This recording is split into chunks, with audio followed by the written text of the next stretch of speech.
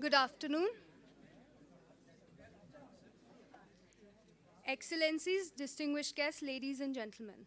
It is our pleasure to welcome you all to Indian Council of World Affairs for this book discussion on legitimacy of power, the permanence of five in the Security Council, an ICWA publication authored by Ambassador Dilip Sinha. The program would begin with welcome remarks from Director General ICWA, Dr. TCA Raghavan. Thereafter, Ambassador Dilip Sinha would give his remarks on the book, which would be followed by the panel discussion, which is to be moderated by Ms. Jyoti Malhotra, Editor, National and Strategic Affairs, The Print. Our esteemed panelists for the discussion are Ambassador Kamalesh Sharma, former Secretary General of the Commonwealth of Nations and Permanent Representative of India to the United Nations, Professor S.D. Muni, Professor Emeritus, Jawaharlal Nehru University, and Professor C. Raja Mohan, Director, Institute of South Asian Studies, National University of Singapore. The panel discussion will be followed by a brief question and answer session. May I now request Director General ICWA, Dr. TCA Raghavan, to deliver his welcome remarks.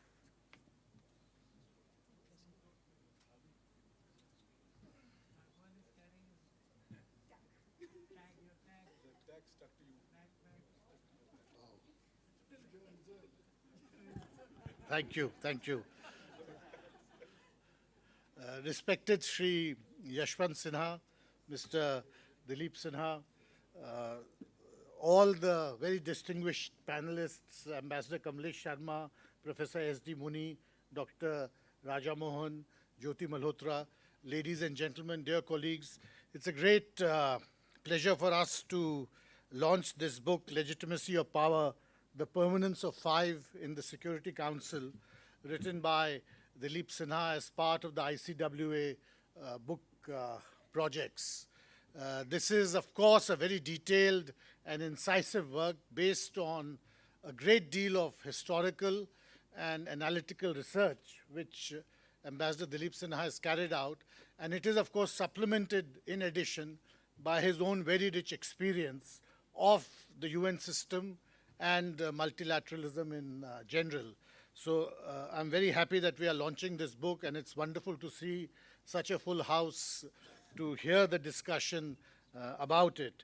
I don't want to anticipate the discussion which will follow or speak at any great length, but I'm very happy to announce today that the ICWA, although it has been publishing books on foreign policy themes and foreign policy issues for a number of years, we have recently been able to also give greater impetus to our translation program. So I'm very happy to announce that the Legitimacy of Power will soon be coming out in a Hindi translation, and we hope to be able to do that for most, if not all, our publications in the future. We have a crowded schedule ahead of us, and I know we are all very anxious to hear Mr. Sinha about how he started on writing this book and what led him to think about the permanence of five and the implications of that for India. So may I conclude with thanking all of you for your presence here, thanking the panelists for taking the time out to join us in this discussion, and also thanking Shri Yashwant Sinha for coming here and gracing this occasion with his presence. Thank you very much.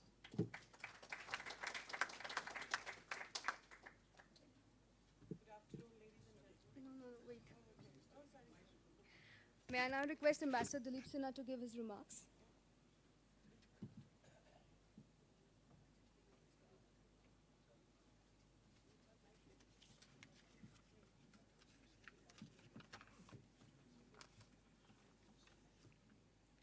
Friends, colleagues, and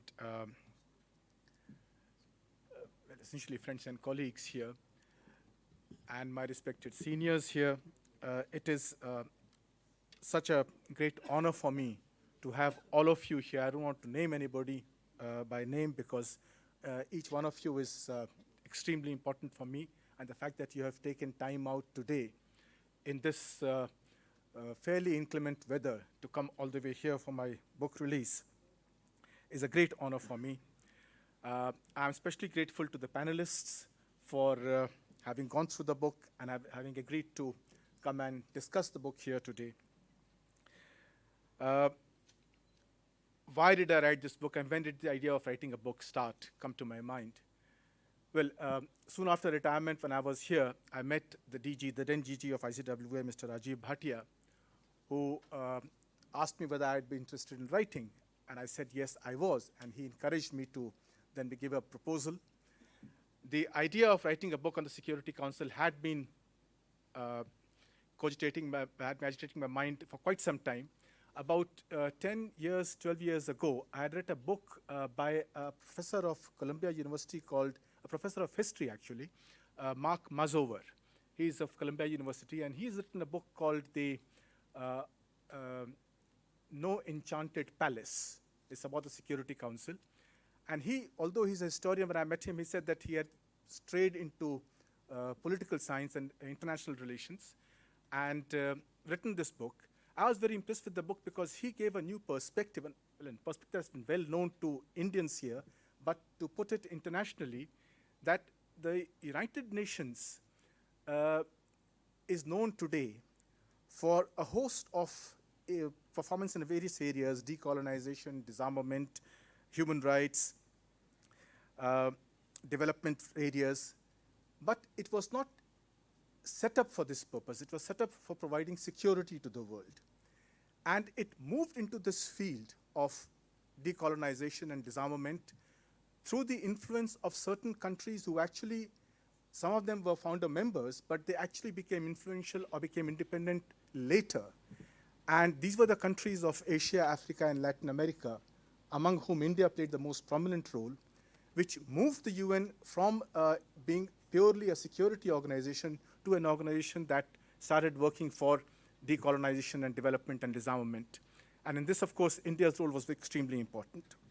Now, that had got me thinking into the functioning of the UN itself, that the most powerful organ of the United Nations is the Security Council.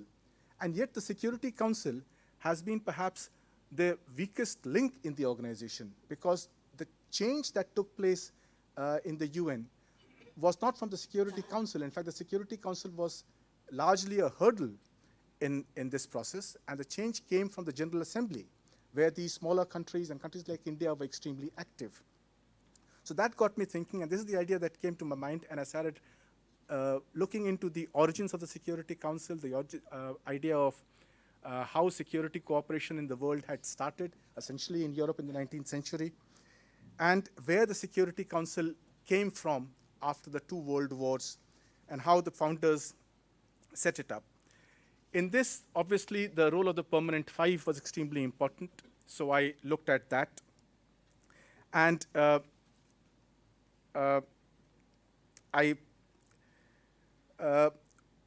looked at how the Permanent Five, who took upon themselves the responsibility of providing security to the world, thereafter fell out amongst each other. The Cold War started, and as a result of which, they stopped providing security to the world. In fact, they became the biggest threat to international security. And it was the General Assembly that gave the move towards the other points that I mentioned about decolonization. And in fact, today, if we look back and the Security Council looks at its achievements, one of its most important achievements is perhaps peacekeeping, of which there are at least 14 right now. And yet, peacekeeping was not an invention of the Security Council. It came from the General Assembly. And the General Assembly almost thrusted down the Security Council. And in fact, two of the permanent members opposed the idea of peacekeeping, and they refused to pay for it. It was the International Court of Justice that came to the rescue of the General Assembly and allowed peacekeeping to progress.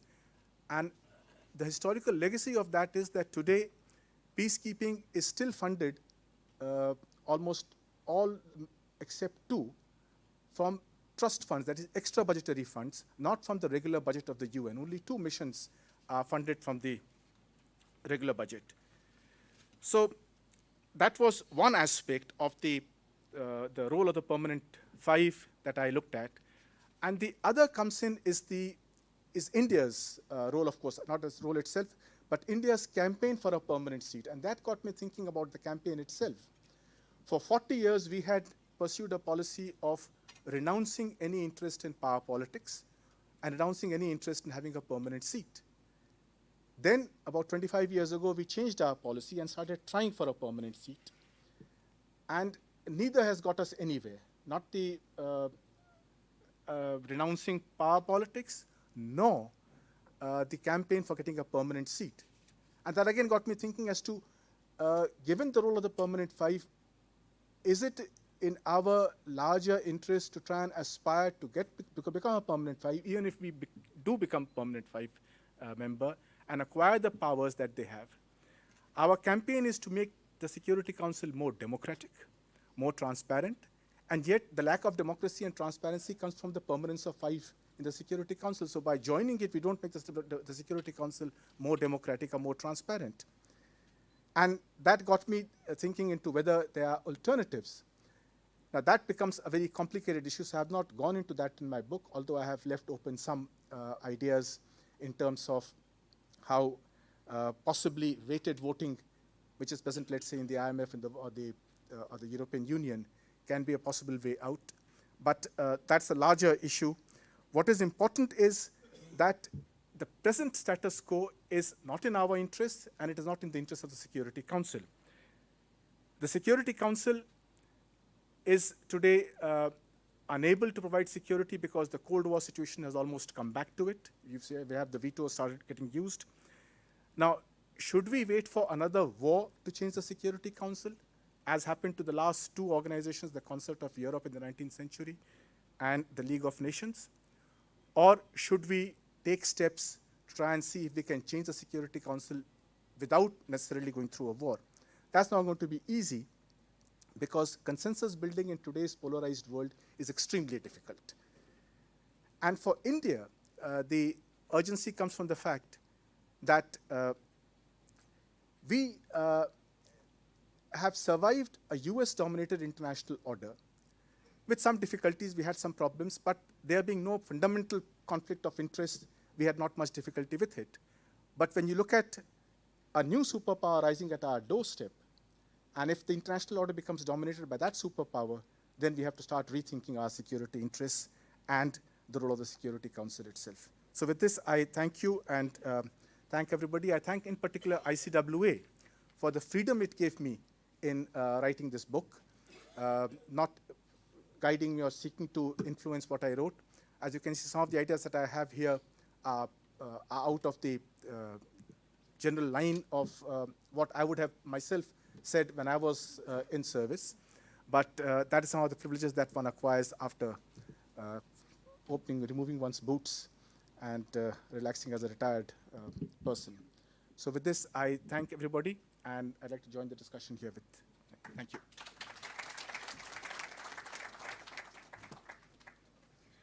I now request Ms. Jyoti Malhotra to kindly conduct the proceedings. Thank you so much. Hello, can you hear me? Good afternoon, ladies and gentlemen. I hope you can hear me. This full house is testimony not only to your popularity, Dilip, but also testimony to the interest in a subject like the Security Council, which is surprising actually, because for several years in the post-Cold War order, we believed in how the primacy of one superpower was something that was in India's interest, or at least should be in India's interest. On my left, we have Dr. Raja Mohan, one of India's best-known strategic analysts, who epitomizes this who cares about the UN school of thought. On my right, there's Ambassador Kamalesh Sharma, who is a card-carrying multilateralist. You've served with the Commonwealth for several years.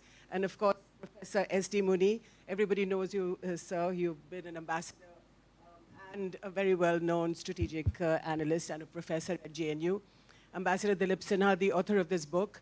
And I think today is a good time to talk about this world order that we inherited after the Second World War. We are almost in the 75th year of the end of the World War, of the Second World War. So it's a good time, like no other, I think, to discuss not only whether the UN is valid and the Security Council with its 5 members and its veto. And Dilip, thank you so much for setting the stage for that. So let me begin without ado in asking you, Dilip, you're the man of the moment. So my first question to you is, you talk about this order, but you also say that we mustn't legitimize this international order anymore, that enough is enough, that it's been 75 years where these 5 nations have ruled the world. And actually, if you look at these 5 countries today, China and the US are, in terms of both GDP as well as purchasing power parity, if you look at the World Bank figures, are about as equal. India, Japan, and Germany, interestingly, are much higher in terms of purchasing power parity than Russia, which is a member of, permanent member of the Security Council. And Britain has been reduced to a small island in Western Europe, especially after its exit from Brexit. And then we have France. So why would you challenge this order today? Well, as I mentioned, we would like to challenge it simply because we don't figure in it. And there is no way in which we can get into it unless the permanent 5, each of the permanent 5, admits us.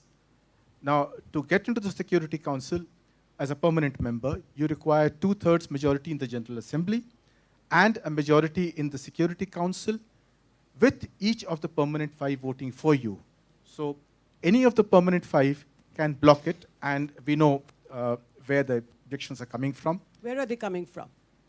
Well, the last time in 2005, when the G4 had put a resolution in the General Assembly, and eventually did not press for a vote because they was afraid that it would not go through, and they dropped the resolution, we know that the difficulty came from the fact that Africa was not entirely on board, because Africa could not decide which 2 countries from Africa would be the permanent members.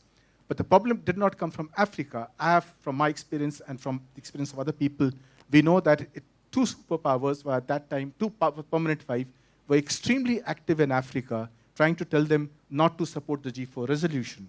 And these 2 were the US and China. So the US and China did not want the expansion of the Security Council, which would include, say, countries like India, Japan, and Germany. Well, if you look at carefully the statements of the permanent 5, all of them support an expansion of the Security Council in the permanent 5, in the permanent category. But if you analyze the statements carefully, they're extremely carefully worded. And they always leave a catch, which makes it difficult for the change to take place. So, Dr. Rajamohan, are you surprised by this hypocrisy that Dilip Sinha talks about? I think thank you for conveying my skepticism about the UN and multilateralism. So I didn't know how to say it, but you have to just you said it. Just hold it closer and you're fine. Okay. Yeah. Seems better now. Yeah. So skeptic, yes, I'm a skeptic of the UN. The world certainly has become far more interdependent today, thanks to the nature of global capitalism, the environmental issues, and a whole range of functional areas where the United Nations and multilateral institutions have made a distinct contribution over the last many years. But on the security, when it comes to national security, the paradigm remains fundamentally nationalist. No country is going to cede its national security to a bunch of 4 men or 5 men, how much they might be wise or otherwise or powerful. So it's if you take a realist perspective, this whole thing about why aren't other people supporting us? Why should they? Why would they want to expand a club in which they have a privileged position to get everyone else? So none of the 5 would want to cede space. But I have a deeper problem that is the Security Council is largely irrelevant, as you said, for India's security considerations, and that India is big enough today that it can largely manage its relationships with other powers. I'm talking about national security. That when they pass a resolution on Kashmir, you can ignore it. you're not going to demand, as I think sometimes Dilip goes into the thing, it should have the powers of arbitration. Would India agree to arbitration? Would India give visa to the General Secretary if he wants to talk about Kashmir? So hypocrisy is not the sole power of the Americans or the Russians or the Chinese. We too, that we want to be co-opted, but on our terms, but the door is not open. So I would say focus on national power capabilities and use them to create a structure where you make a difference to the rest of the world. And it is not going to come as a gift to us by others of a membership of the Security Council. Even assuming you become a member of the Security Council, half the time you're going to duck under the table, if it is a problem between Iran and Iraq, shall we say, or it is between two friends of yours. So I would say it is not a desperate need for India. Okay. And one last thing, that I think there is a problem with the multilateral argument, that is somehow UN is a supranational, transcendental to the power structure that exists. But I think those, even at the height of championing multilateralism, the Americans have told us multilateralism where convenient, unilateralism where necessary. Mr. Sharma, you've spent many years in the multilateral world. I specifically want to ask you about Kashmir, something that Dr. Rajamohan just raised. Now, India went to the UN over the Kashmir question. How has it served you these last 70-odd years? And do you think that you should not really worry so much about that anymore and deal with the problem with yourself? Well, I think this is something you have to deal with and negotiate as you go along. Take it in your stride. A lot of water has flown since the resolution was introduced. But with your permission, I'd just like to respond to what Rajmohan just said. Is that all right? Yes. I'm not a skeptic of the UN. He's a skeptic. He's a skeptic. I'm not a skeptic. And there's a very easy test for that. Try and imagine the world without the UN. Try and imagine the norm setting in all directions that have been made. Try and imagine the sense of a global community. The terrain in the world is what it is. But how has the UN helped India? Whether it was in Kashmir, whether it was in Afghanistan, which is a close neighbor of India's. And let's talk about the Soviet veto, which Dilip also indirectly mentions in the book. What was the price of the Soviet veto, say, for example, in Kashmir? So why should we care so much? About the UN? Yes. And the Security Council specifically. There's something which I'd like to recall. A kind of universalism is in our bloodstream. Even in the resolutions of the Congress Party in the 30s, there was a reference to the Spanish Civil War. There's a reference to Palestine. There's a reference to South Africa. The feeling that we are all joined and that we are all in one boat in which it is not possible that if one end of the boat is rocked, the other will not be, is absolutely central to the way we look at things. It's useful to recall that moving forward, even the San Francisco conference, President Truman said, of course we must accept something now, but it cannot have finality. We can review it and we have to review it. And the head of the delegation, Stentius, in fact said, let's go forward. I cannot see a scenario where this cannot be very frequently altered. In other words, even at the very beginning, there was this sense that there will be evolution, there will be change. In 1945, one of the first decisions actually taken by this conference is that the Security Council will be reviewed in 10 years' time. India moved a resolution in 1954 which almost carried on the veto itself. Almost, right? It almost carried, but it didn't carry. So the question of what is it in it for India has to be always answered in a very larger perspective of what India's view has to be of what is a sane, sensible, workable world in which all of us are. Professor Muni, may I come to you now and ask you, What is in it for India? I don't know if I should respond to this question, because I'll tell you, we are doing injustice both to the book and the author by emphasizing on India. The book is on Security Council, and it's a structure. In fact, this is one of my criticism, that he hasn't dealt enough with India and India's role in the Security Council whenever India has been there. So I don't think we should look at the United Nations or Security Council primarily and solely, perhaps, from the point of view of India. There are many other institutions which are not delivering us. Shall we go on complaining about 1, 2, or 3? Therefore, I come back to the point that United Nations, I mean, your first question, that why this system should go, you asked the author. It should go largely because it was an attempt to institutionalize the Second World War, which is dead and gone for a long time. At least last for 30 years, even the bipolar world, which was dominated by a large deal of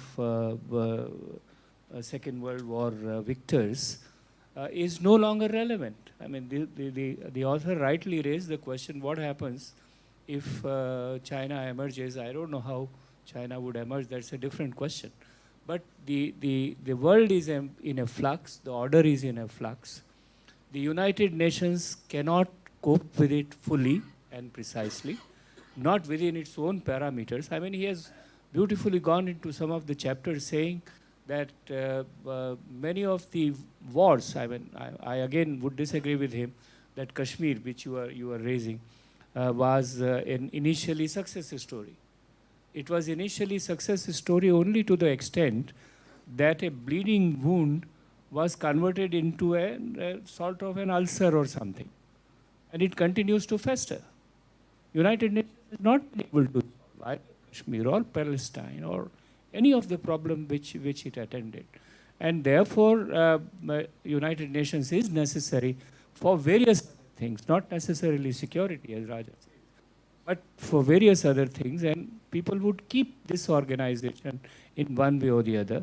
But the security structure needs to be seriously revisited and redefined.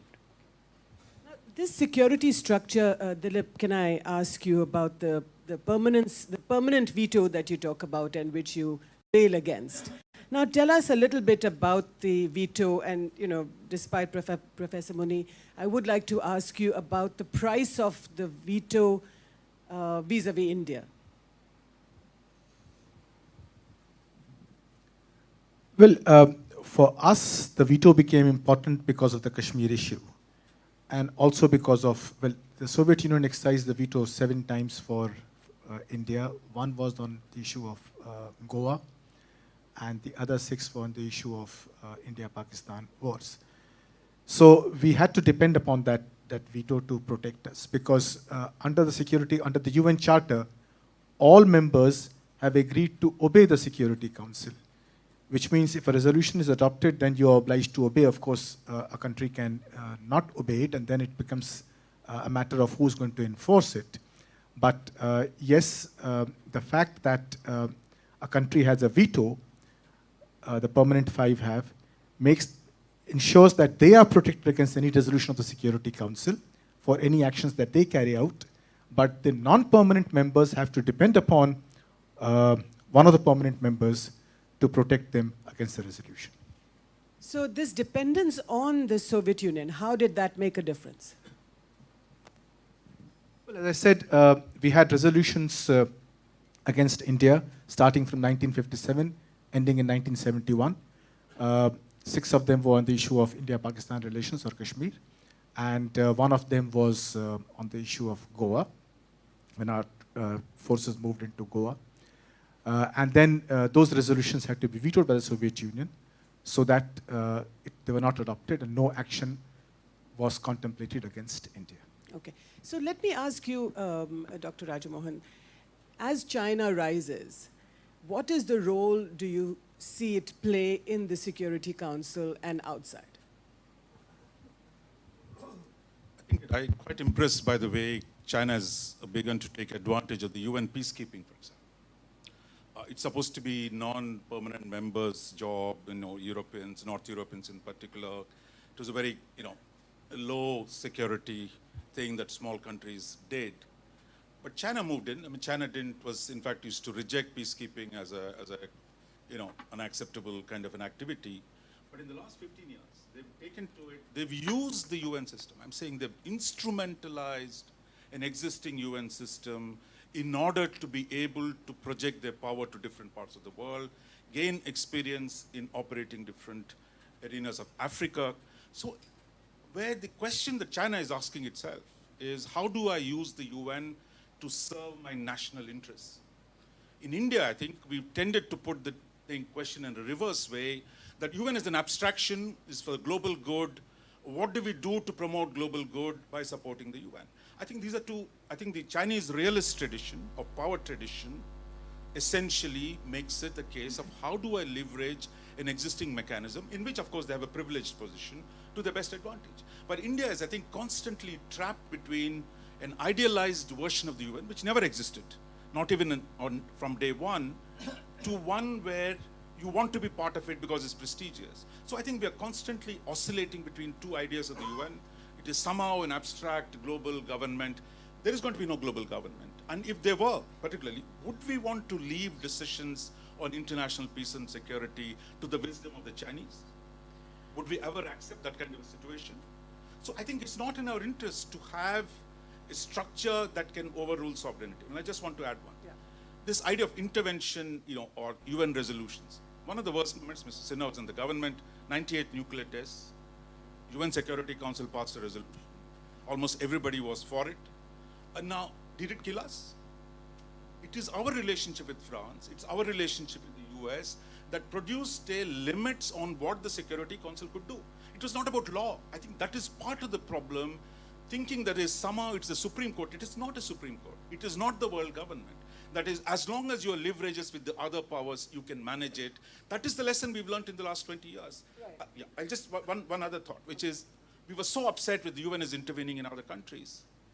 But then they've run out of steam. What happened between 89 to 2008? There is no more public support in the West today for interventions of the kind. Trump is the best example. $6 trillion. Before we continue with Trump, I think I have to take the mic away from you. But Professor Muni, you have just reacting to Raja.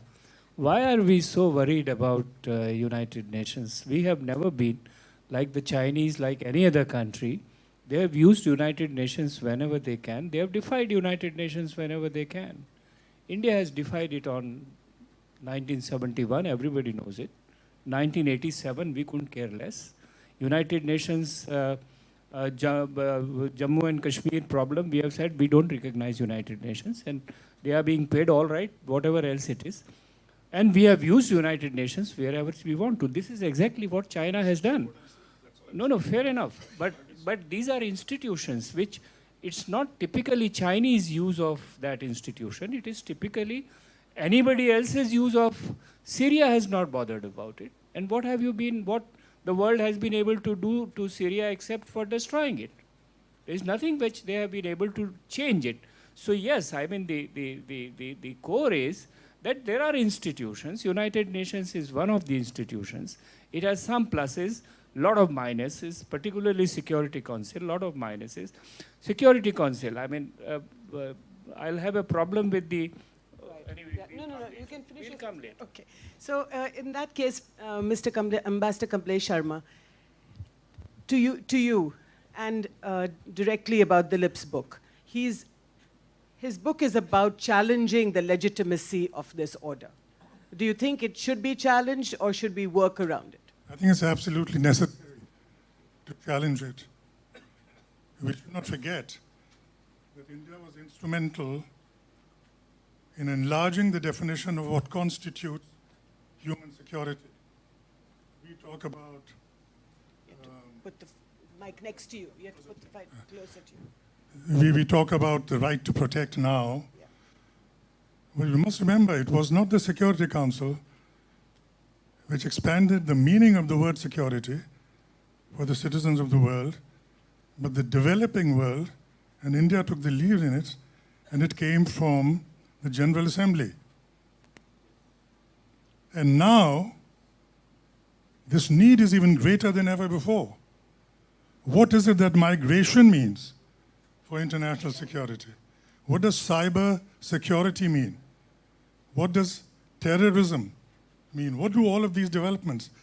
What does free, uncontrolled, fetterless communication and the work it is doing in the world, in various countries, what does that mean for security? But a There very are weak so security. many areas in which India can now play a role in emphasizing the need for the Security Council to be looking into it. It is one thing to try and, bring the pot to a boiling point. We don't know when it'll come to that point, how many years that's going to take. And it's another one to keep the gas on, to see that it's simmering and people understand why reform is necessary. But when it came to the crunch, when you needed the Security Council to say something, for example, in the Iraq war in 2003, the Security Council was toothless and helpless, and Dilip's didn't have any power to do it. Dilip's book is a recital. One thing which I must say is that I welcome the fact that he's written the book, because we have, very eminent think tankers, columnists, academics, but it's very essential for people who are in the belly of the beast also to do it.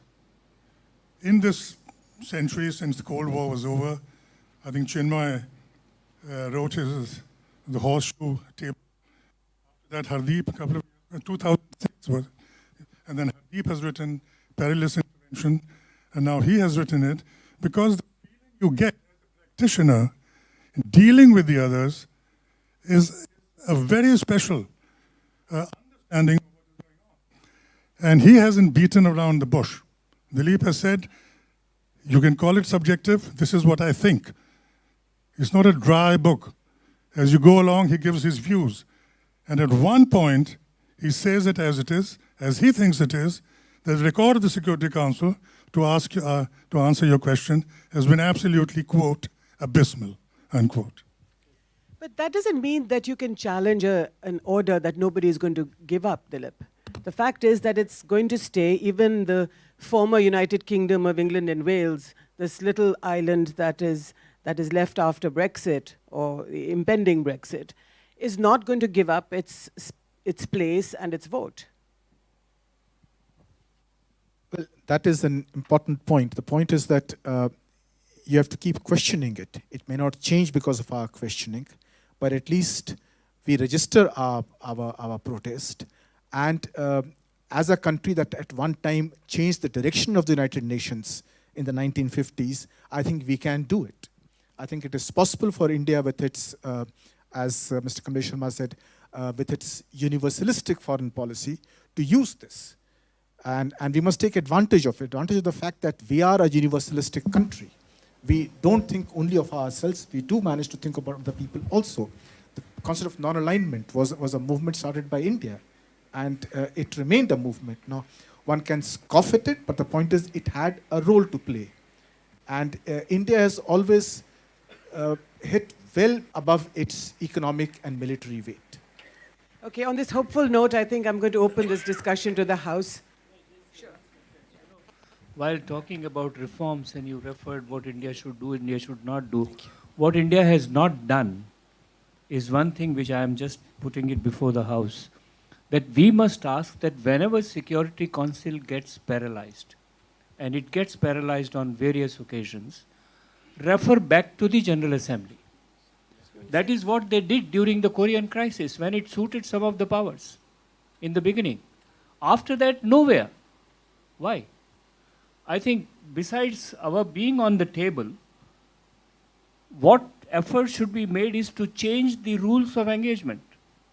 And this is one thing which, without disturbing the so-called stakeholders who are sitting on their vested interest in the Security Council, they should just accept whenever they fail, refer to the General Assembly. And this is based on the principle of democracy. Right. Dr. Rajamohan? I just wanted to, I don't think on security, UN Security Council is going to change very much. Hold it But the closer. power structure of the international system will change. That will make it less central, even less than marginal than it is today. But I think having a book, as I agree with Ambassador Sharma, as someone who's taught international relations, South Asia, Indian foreign policy, both in India and abroad, we do not have enough books, basic books, explaining the Indian perspective. It doesn't have to be about India. Even an Indian understanding of different aspects of international relations. To that extent, I think anything that comes out, so I would really congratulate Dilip for that and ICWA. But that doesn't mean there is no argument that is this the central feature? Should have rest our hopes on UN somehow salvaging the world? It's not going to. If you start with the assumption, Right. look, it is not, you have to look after yourself, then I think Yeah. within the framework, the UN have some role, but not Okay. very much. Thank you. On this note, I'm going to open the discussion. Sir, please. Thank you, Chair. My name is Fabian, belonging to the tribe of the author, and of course others. Now, first of all, I want to congratulate ICWA for this refreshing pattern of book discussion. Earlier, we used to have different speakers successively. Short question, please. Yes. Now, coming to the question, I am a little intrigued by the title. Is it the legitimacy of power or the illegitimacy of power that the author is asking? Good question. Second question. Would the author like to tell us a little more about the genesis of the Permanent Five? How did they come about? And as we all know, all are equal, but some are more equal. So among these Permanent Five, what was the genesis? Thank Okay, I think on the second question, you'll have to read the book, buy it. On the first, perhaps, Dilip. Well, as I said, the Security Council is based on power. And that explains the point of the veto also. What the Charter says is that all decisions of the Security Council will be taken by a majority, the numerical majority, and the concurring vote, it says, of the Permanent Five. Now, the Permanent Five decided that they were the victors of the Second World War because they were the Allied powers. In fact, they were called the United Nations. The word United Nations was used first in 1942 for the Allied powers. India was one of them at that time. And they said that since the Security Council was supposed to provide security, then these five powers would have to remain united. And since they had the military power, they would provide security to the world. And they had to remain united because any differences among them would lead to a major war. So it would have to be a combined action of the five for all decisions and for all action. Go ahead. Yeah. You can ask your question. First of all, congratulations to Dilip. My question actually in terms of the title of this book. Would you like to just say your name so that Okay, my everybody name else- is Yogendra Kumar, former ambassador. In terms of the title of the book, I'm just wondering whether the panel will to give comments about the three attempts made to reform the United Nations and UN security. So thank you. Is there anyone in particular that you'd like to? In fact, my one question was that I am uncomfortable with the title. Because legitimizing power is not the job of the Security Council, even in the way, as I understood you have described it. What actually you are saying is legitimizing the use of force and legitimizing dominance. Neither dominance nor the use of force or power, because in Security Council, there are countries sitting who actually have no power. France and Britain, comparative terms, which we are talking about. Therefore, the legitimation of power to an student of politics gives a very different notion as to how do you legitimize power on the basis of values, whatever else it is. Okay. Kamalesh, would you like to answer? Yes, there have been several efforts to reform the council, which we have alluded to. Always useful to recall as background that this was foreseen. My first observation, people tend to think that this was an afterthought by people who were aspiring to become members, and they cobbled together, a coalition to do it. It's not the case. It was foreseen that it would be an evolutionary process. And it is useful to remember the two citations which I gave. The Trusteeship Council cannot be abolished because the Charter cannot be changed. The enemy nation clause cannot be removed. The ossification of the Charter was not foreseen. It is in this climate that all these efforts have been made. And I can think of two specific ones. One was what's called the G4 resolution. That was around 2005, which was introduced by the G4, but which fell on what you might loosely call the Africa imponderable, because two seats were provided for. They wanted 3, then they wanted another one on the non-permanent side, and of course they were being abetted in this position so that it would fall. Before that, an effort was made in, I think, 1997, when the Malaysian ambassador, Razali Ismail, was asked to prepare a report. And he gave his recommendations. But none of this went anywhere. It all ran into the sand.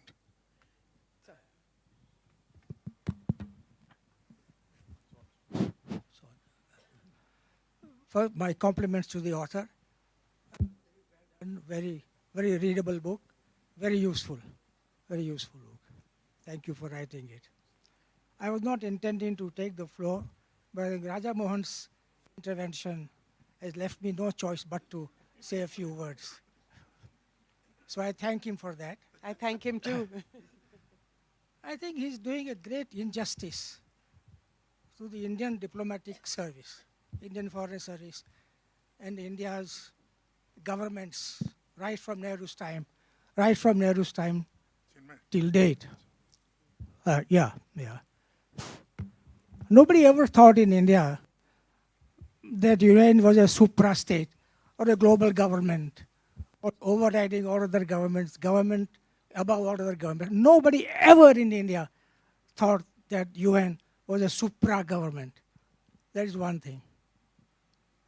Nobody in the Indian Foreign Service thought that the United Nations was the most important thing in the world. Nobody thought that. In fact, after my first stint in the United Nations, when I came back in 1968, I was Deputy Secretary UN. And my first Joint Secretary was Mr. Ricky Jaipal. And after him, a man called Narendra Sarila, who's written a very, very nice book. And nobody else knows who these men are. Well, bad for them. They must read. They have to read things. Anyway, whoever the Joint Secretary was, the Joint Secretary of the UN division called a meeting of the UN division officers. And so it was his first day as JSUN. And so he asked us all, give me some ideas. And I told him that, sir, the United Nations is not the most important division in the Ministry of External Affairs. I want to tell this to Raja Mohan because we are all realistic people. We are not sort of, in the air, not knowing the realities of the world or power politics. We have some idea, not as much as you have, but we have some idea of how the world functions. I think he also said that we can defy the United Nations resolutions. We have done that, as Professor Muni pointed out. It doesn't require much courage to define United Nations. But even on Kashmir, if the resolution is passed under Chapter 7 of the Charter, which I hope all of us knows what it is about, then there is no way that India will not care about the resolution. Look, there can be sanctions for that. And Israel doesn't care. Israel is the most UN-defying country in the world because it got a solid support from the most important player in the world. So it cares for UN resolutions. And that is why it makes so much effort in preventing the from passing resolution or strictures against Israel. So it does care for United Nations, but it knows that it can depend. So the US is not always very happy to exercise veto on behalf of their Israeli allies. But they have to do it for their own reasons. So I'm not going to any other aspects of this debate because one can say a lot. But I just wanted to say these things that, you know, there are reasons. Pragmatic people, if you like. Nehru was not a sort of an idealist. He knew, and when we were in the Security Council 91, 92, when I had the pleasure of being on the council on behalf of India, it was my constant preoccupation to use the UN for our interests, or at least not to let them do something which would go against our interests. So even a small country can use the UN. But I'll take his point. One point, I think he agree with him, that the bigger and the more powerful a country, the less it needs the United Nations. It's small. It was basically meant for small and medium states. And Right. they do need the UN much more than India does, for example. Thank you for your comment. Please. Yes, please ask your question. Oh, I'm so sorry. After you. Yeah. No. Why don't you just ask your question? Yeah, ask it. Yes.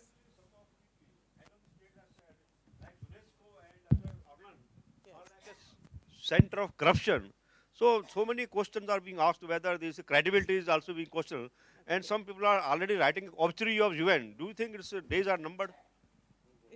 Is the days of the UN numbered, Dilip? As I mentioned, that there are several organs of the UN, several specialized agencies that are extremely important, and they are playing a very prominent role in world affairs. 1945, when the UN was set up, it was a different world. Today is a completely different world. We live in a world where, let us say, if Rwanda had happened today, there would be enormous global public outcry against any kind of genocide. There would be a strong public opinion that would build up and compel countries to take action. Now, there will be people who will disagree with it, but the fact remains that, yes, today there is globalization has taken to such an extent that it is not possible for international organizations to vanish and for us to continue with our civilization as we have today. Go ahead. Emeritus Sinha, I'd like to just... You have to put the I'm mic Shri close. Prakash, Professor of International Studies from Academy of International Studies. And I'd like to say that should we You'll have take a to put this minimalist closer view? to you. Sorry, is this okay now? Yes. Should we be taking a minimalist view of the growth of India's role in world affairs? We are in the Indian Council of World Affairs, by the way. And should we not be looking at the fact that India is going to expand its role in the coming years and decades to come, and whether or not that would mean that India should mobilize the UN more and not less, including the Security Council? And I say this as someone who has participated in the Council of Human Rights and made statements in defense of Kashmir for 10 years as a part of an NGO in Geneva. No, we can discuss India in various other dimensions, but this is a debate on the book on Security Council, and therefore we must focus it. That's all I can say. Want to say something? I just wanted to say one thing. I mean, I think there's nothing personal against anyone here. No, yeah, nor is it. Kitna? Okay. So to respond to Ambassador Gare Khan's thing, I mean, no, look, this is not a personal thing. This is not against the Indian Foreign Service, with whom I've interacted with deeply. But there is a view of the UN, on the rhetoric at least of the Indian rhetoric, gives the sense we are in this to achieve certain structural changes in the international system. But I'm saying it is not going to come through the UN. What matters is, for example, on climate change. Because you have the weight, you can burn the world into a cinder if you keep burning coal. That gives you the leverage to change the world.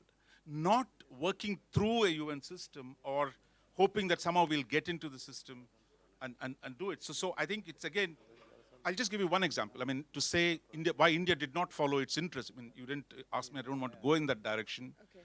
1970s, India took the position, direct broadcast satelliting is against India's interests because it violates India's sovereignty.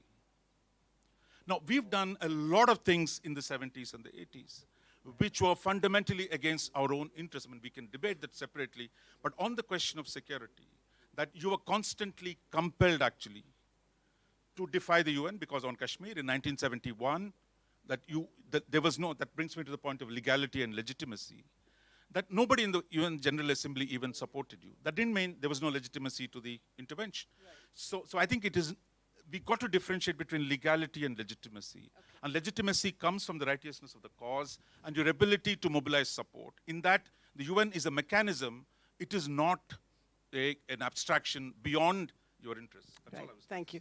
Vishnu? Give that to me. Yeah. Love the role reversal. Yes. Dilip, compliments. Great book. Enjoyed it. Got very valuable perspectives. I would like to invite you to reflect a little more on one aspect which is a recurring theme in your book, and that is of how the US treats the UNSC, or how US at least wants to treat the UN Security Council and the UN in particular. As you have mentioned, the US saw UN as an instrument for advancement of its foreign policy objectives when it was conceived.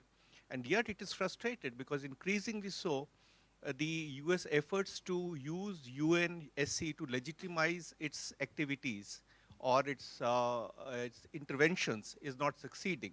Right. So do you think that some point in time, and what will it take to reach that point in time, that the US will decide that UN no longer serves its foreign policy objectives, and will US prefer to keep one foot in the door, or will say, well, thank you, and enough is enough?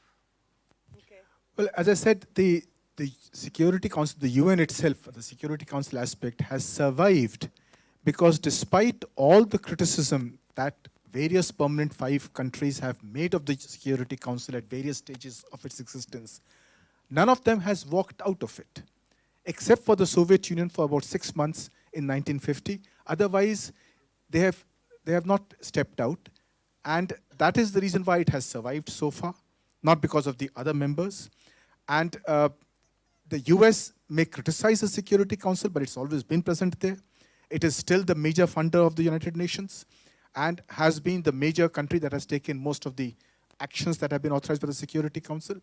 So it's a game where they play where you use it to the extent that it can be used by them, and where it doesn't suit their interest, then they block it because they have the power to block it. Can I add just one point? Yeah, sure. I just wanted to add one point to that. The US role being so central, it is true, as you said, that they were with the UN as long as it worked for them. But this was part of the post-war consensus that an international rules-based order also worked for them. The reverse was also true. But they made the rules. Because they were very instrumental in making the rules. Now what's very dangerous right now is that this playbook is being torn up. Even the intermediate missile regime is no longer sacrosanct. The Environment Treaty has been torn up.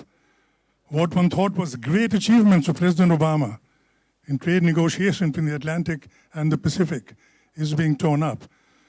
So it is more than just that Republican strain which exists in the US at all times, which is skeptical of the UN. This putting America first invites everyone else to put their country first.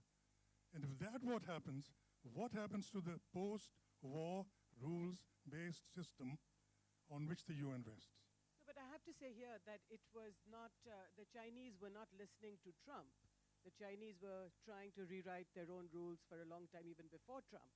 So what happens in this, well, 75 years after this order, when China begins to start rewriting the rules? Dilip, would you like to take a stab at that? That is the point I made in my introductory remarks, that our major concern should be that an international security order that we have lived with so far, we had our difficulties with, but we managed to live through it. We found our way to go through it. But the problem is that once China starts dominating it, and China so far has been one of the most peripheral of the permanent 5 in the Security Council, when they start dominating it, what will happen to our security interests then? Yeah, Dilip, sorry, I must apologize the outside. I haven't read your book yet. You just signed it for me, but I will, and we'll take this up separately. What intrigued me was your comment about the world being so different today that if there was another Rwanda, the world would sit up and perhaps do something. I'm not sure if that's entirely true. We've got Yemen, which is in a shambles, and it doesn't seem to be getting any better from what one sees in the media, at least. The other point was what came from the remark that Raja just made about legality. I'm intrigued by legitimacy that is supposed to logically lead into legality, because one assumes that Chapter 7 was introduced because it is a legal instrument. I mean, Chapter 7 cannot be ignored by any country in the world. If it's under Chapter 7, countries legally have the right to go in and do what they have to under the Security Council resolutions. So legitimacy is being legalized in certain cases. My point is that if India comes into the United Nations Permanent Security Council as a permanent member, do you think it will legitimize, along with Brazil, whoever else, do you think it will legitimize the Security Council further? And do you think it is possible that that may eventually legalize more of the Security Council actions to create a better world in terms of security? Well, it certainly will, because, as I said, the idea that 5 members are permanent members and they have the veto is essentially undemocratic, and it is based on the principle of power. Now, when India tries to aspire for a seat, then it is legitimizing that order. Now, it suits our interest. It will perhaps be certainly better for the world for India to be present over there. But will it make the council more democratic or more transparent? I'm not too sure of that. Why should you care whether it's more democratic or not? As long as you're the inside. Well, it will protect our interests, but there is a larger world that we have to look at. And we must remember that, and one of the problems is that we are only aspiring for it so far. For the last 25 years, we've been trying for it, and we have made no progress. We are exactly where we were in the early 90s when we started our campaign. And that's primarily because to get to that position, the Permanent 5 did it at the end of the Second World War. But we have to convince 2/3 of the General Assembly members to vote for us, and then convince the Permanent 5 that they must open the door for us. So it's better to burn the house down. Okay, go ahead. Sir, I'm Suyog Mishra, a student of St. Stephen's College. Sir, I have a question. Sir, as the primary concern of UN was the global security, and dominance of P5 has undermined this issue. So is it possible for India and other countries to set aside these P5 nations and set up a new global order or look for a new institution? It's to Mr. Sinha, right? Yes. Well, one of the points that if you look at the Permanent 5 and their dominance of the world in 1945 as compared to the dominance today, you'll find that they remain the world's biggest military powers. They are the world's biggest arms exporters. Their share of global military spending has gone down by just 1 percentage point, whereas their share of the GDP of the world has gone down by 10 percentage points. So their power remains, and essentially a Security Council must have power as well, and that is the dilemma of the reformers, that you cannot do without the Permanent 5, nor can you let them be the only legitimate powers. Yes, ma'am. Please go ahead. Thank you, Dilip. I'm Parvati Iyer. I'm actually probably quite out of place here because I'm a pediatrician. But what I wanted to raise was what the other gentleman had alluded to earlier about, Dilip, what you mentioned, that it's a changed world and that there's, would be an outcry if you have genocide. But what we have in Syria is more than genocide. It's a war on childhood. And what you have in Yemen is even worse. It's a bigger war on infants and babies. And from what I can perceive as a pediatrician is that some countries seem to be more equal than others, and the rules don't seem to apply to one and all. I mean, what do you have to say to that?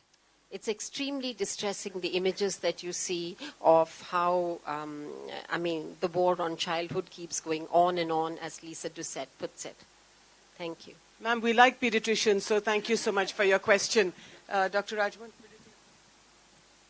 I think there's so many atrocities unfolding. I mean, I think we've seen repeatedly. But it is the belief, I think that's the problem. It's the belief that somehow the UN is going to do something about it. I think essentially is based on two assumptions. That somehow UN is the consciousness of the world, therefore it is going to get upset by a situation and is going to act on that basis. It's not. Once you recognize it's a political body where their particular national interests are what going to determine, Russia is going to defend Assad what may, at least for now. The Americans and others, the Saudis, the Iranians, everybody supporting their own militias.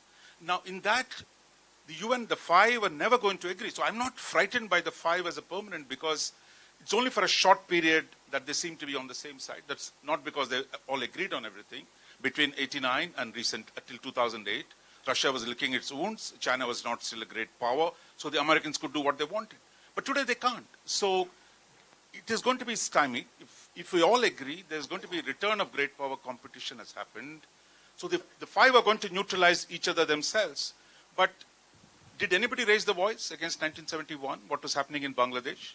India defied the world opinion to do something. So it depends on a particular context. So don't hold your breath for the UN system to act and save people who are in a crisis. What little there was on the humanitarian intervention, today the exhaustion with interventions is going to make it even less likely that the powers which have the capacity will actually intervene to save everyone who is in any mortal danger. That's a very cynical thing to say. I think just a little caveat to that. I think we have to be careful not to confuse the fact that there has been a shortfall in achievement with the fact that it is not worth attempting it.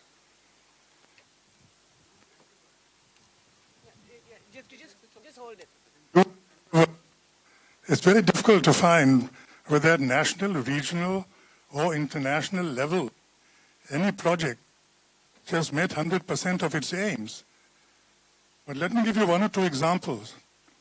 The fact of the Millennium Development Goals means that the whole world is now pulling together in a direction they have identified for themselves, where the purpose of coherence between national policy, regional policy, and international policy is hitched together for the first time.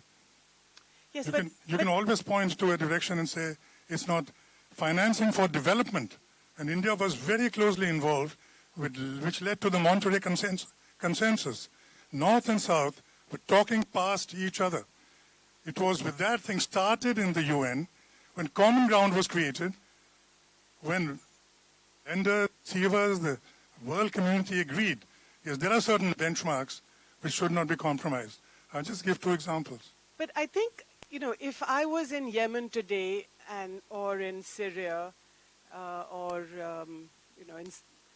I would not really care about what you just said, Ambassador Sharma, or nor about you, because how does it matter to me, to the lady's question, to the doctor's question, how does it matter to people like us whether the UN is trying to abide by the Monterey Consensus or whether great power competition or rivalry is re-emerging?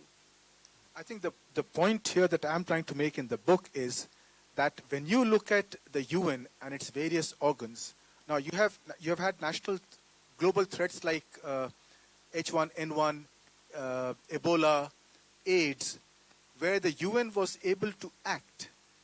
Where it was not able to act, like in places like Yemen and Syria, is because of the power dynamics of the Security Council. And that is the point I'm trying to make, that because of the fact that you have the veto in the Security Council, the 5 permanent members can sit back and let the debate take place because they are confident that even if 14 countries vote for it, one person can block it and that's the end of the story. But whereas in the other UN organizations where there is no veto, they have to lobby, they have to support, they can bribe a country, but they still need the votes of those countries. And that is what enables those other organs to function far more efficiently and far more effectively than the Security Council. Okay, Suresh, we can't get a mic to you, so you have to speak up. I brought the mic with me. Thank you. Ambassador Garekhan is here, with whom I served in New York, and therefore I can't claim to say so anything the beyond question, what he said. please. But the UN actually is known as the biggest tamasha in the world next to Oscars. And you need to be in New York from September onwards to see what the tamasha is. And now it is a year-long tamasha. The people are getting up and leaving. We have to ask the question. No, they are leaving. They are leaving because of what happened before. Anyway, therefore, now the UN has the two basic elements of the agenda are security and development. I would like to really ask Dilip and Ambassador Sharma, what have been the biggest UN successes since its inception, either on the security platform or on the development platform? If I begin to count from 1950s onwards, I really cannot count one single example where UN has succeeded really in achieving the security or development. Congo, Somalia, Cambodia, Indochina, anything. Please name one where without the big power involvement, UN could have succeeded. Development agenda. You mentioned Ebola. What is the success in Ebola? Except generating a kind of an opinion. Therefore, I think the UN is useful as a body. I think UN is useful as a body to create a minimum common denominator of opinion.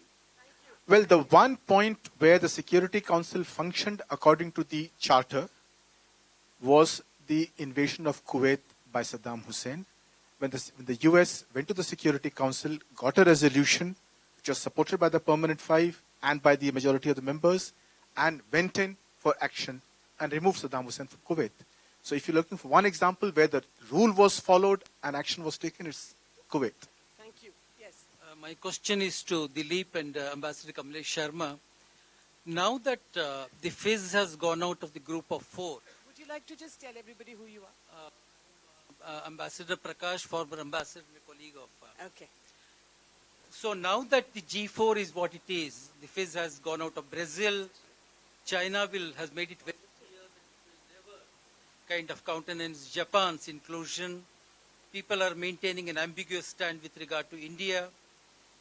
And Germany, with what's happening in EU and with the Brexit, that is a different dynamic.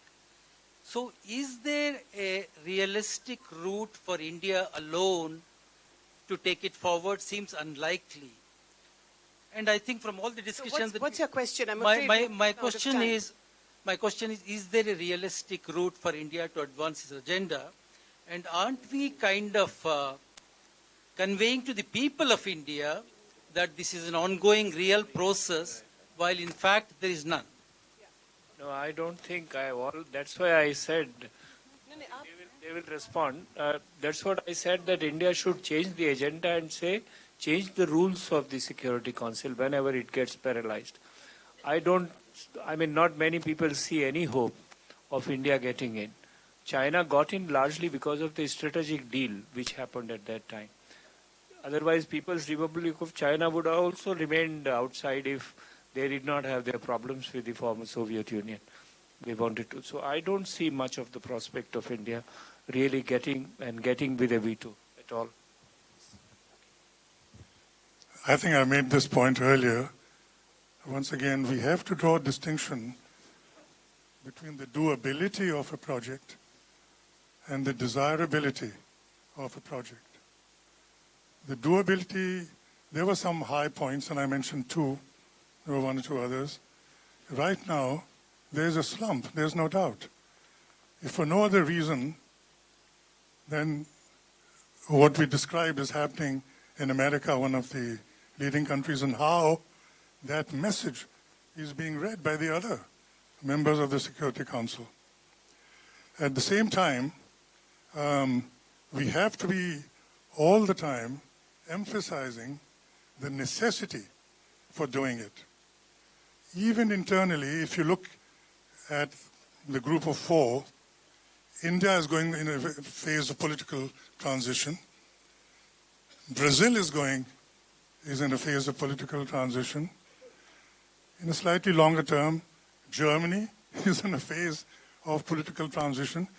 It's not as if even those who's floated this group are in a stable situation. They also move. So right now you have, it's true, we have a pincer movement, which is that neither side is really equipped in a manner in which this debate can be carried forward. But in his book, Dilip has mentioned, I mentioned only 3 or 4 of the items which are impinging upon the world community collectively, for which no collective answers are being found, which is forcing us to redefine the definition of security and well-being. And we're talking about failure when boatloads of people are endangering themselves in their lives to just leave where they are. And that is their sole purpose in life. Obviously, there is a giant failure. Countries like India have to keep on pointing out, wherever they are able to do that, that this is an imminent, urgent, an immediate necessity which requires the attention of the world community, without necessarily linking it to the fact of the expansion of the Council. Because that does sound cynical. Okay. As if your interest is only tied up with that one prospect. Right. I think we ran out of time a really long time ago, but in this entire room, I do want to say that the buck stops with the one man who's sitting in the front row. All your practitioners of foreign policy. But Mr. Yashwant Sinha must have weighed the national interest with international pressure on several occasions. So, sir, you have the last word.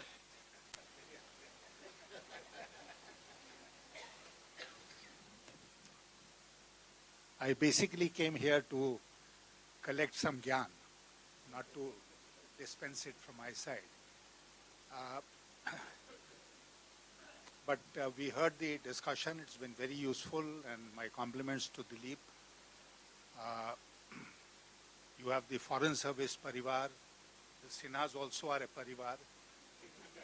So I am here in both capacities. But as far as the UN system is concerned, it is failure, I think, is writ large. The successes are few, failures are many. But it is there, therefore we have to carry on with it, make the best use of a bad organization, if I may put it that way, and disregard it whenever it does not suit our interest. So that, in summation, is my view. Thank you. On this happy note, thank you so much to the Indian Council of World Affairs, to Dilip Sinha, Ambassador Sharma, Dr. Raja Mohan, Professor S.D. Muni. I take this opportunity to thank our panelists for an insightful discussion. I would also like to thank Ms. Jyoti Malhotra for moderating this session. And I also take this opportunity to thank Ambassador Dilip Sinha and Dr. T.C.A. Raghavan for their remarks and our audience for their valuable participation. I would request everyone to join us for tea in the foyer. Thank you.